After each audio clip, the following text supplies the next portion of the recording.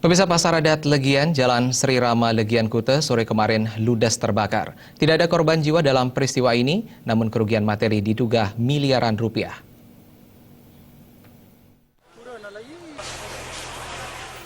Api yang melalap ratusan kios dan lapak Pasar Adat Legian di Jalan Sri Rama, Legian, Kuta ini terjadi sekitar pukul 4 sore kemarin. Menurut beberapa saksi mata, kobaran api paling besar berasal dari los paling belakang yang menjual sembako.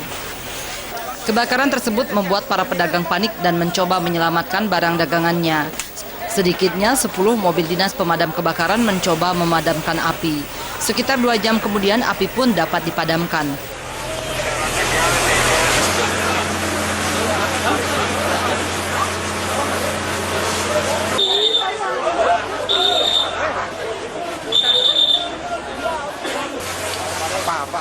Hampir seluruh los terbakar, hanya bangunan di Los D yang terdiri dari 18 unit selamat dari kobaran api.